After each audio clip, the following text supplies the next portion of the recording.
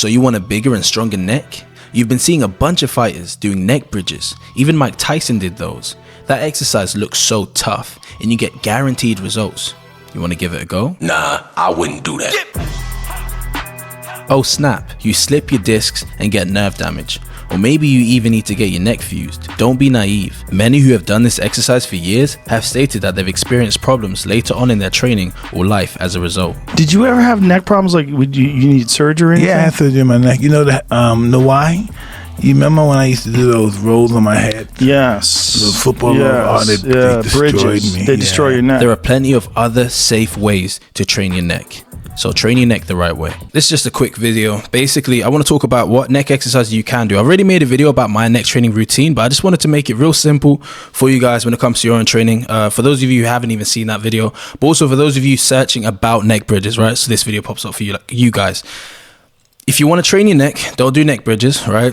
You already saw the intro, right? It's a very risky exercise because you're putting a lot of weight from the top of your head, right? Which compresses your spine. That's very risky for your discs. You can get a slip disc, you can get nerve damage.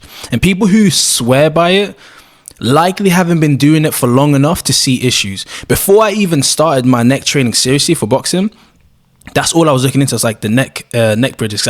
For me in my training, I want the least amount of equipment I want to use as little equipment as possible for my boxing training. So I was looking into these neck bridges. I was like, yeah, you know what? Yeah, they look whatever, blah blah blah. And I was really getting like, oh man, I just want to do it because I like impressive looking exercises as well. That's another thing. But and as I said, I didn't want to use a lot of equipment. It just seemed cold. Mike Tyson did them. And as a kid, I tried them for like a week. I say a week, like 3 or 4 days. I never stayed consistent because I had nothing to do it for. I wasn't fighting. But anyways, looking into it, for one, each and every person that spoke about the exercise that seemed young or seemed like they'd been doing it for like 5 years or whatever, they didn't say it had a bunch of issues. The people that were in their late 30s and their 40s who'd been doing it for time were speaking about the issues that they'd experienced because of it. Mike Tyson even mentioned on a Joe Rogan podcast, which isn't, I don't even know why it's not like people aren't even fixated on that, because still a lot of boxers are still doing neck bridges. People at my gym, one of the guys was doing neck bridges, and I was talking to him saying, are you sure you're not aware of the risks? He said, look, I don't even think about it. I just do it, because it's this old school mentality. Boxing, when it comes to strength and conditioning for boxing, is still kind of like old school. Like there's no science. There is science, but people aren't paying attention to any of it. They're just kind of going off what the greats did, right? So I just wanted to make this video clear. Do not do that. Like, at least before you go, oh no, but I don't have equipment, do your own research. Right? But most definitely don't do that. The exercises you want to do, you want to train extension, right? So get a harness, right? Bend your head a little bit, right? And your body, you kind of angle down and bend, go from your neck being bent like this to up here, right? So the weight isn't compressing your spine, right? So you do that with a harness, right? Get this off Amazon, right? This one's from D Moose. No More Bull, whatever, right? It's literally just a neck harness for neck training, right? It's not that deep. You can get any. It doesn't have to be that same brand. It can be any. It's not that deep. If you don't want to use that, just hold a weight plate, right? Just hold some weight. Hold it at the back of your head. I'm using some lightweight because I ain't warmed up my neck, right? Like this.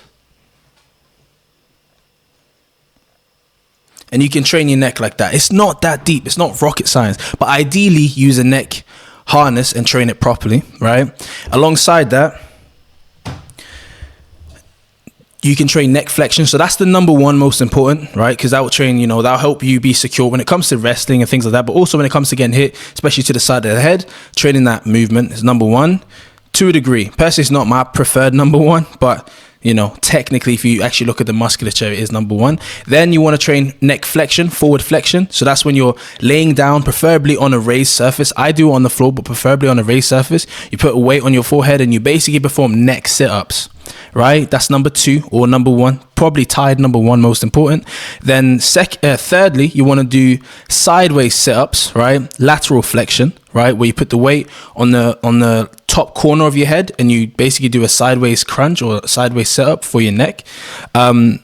This one technically trains the same muscle as you train when you're doing like neck extension, but I feel like the specificity in the movement will still aid you, especially when you're dealing with combat sports. And then finally, this is something that I personally do not do because I don't have the equipment for it. And I guess there's a way you can do it, but it's just long. I'm gonna be honest. And whatever I can be consistent in, I prioritize, but that's rotation.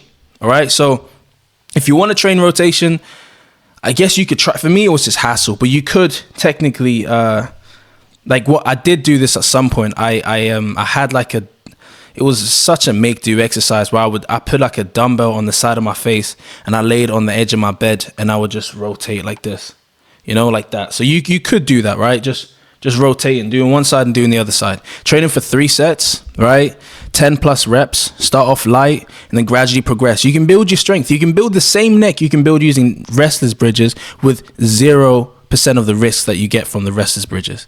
All right, so please, yeah.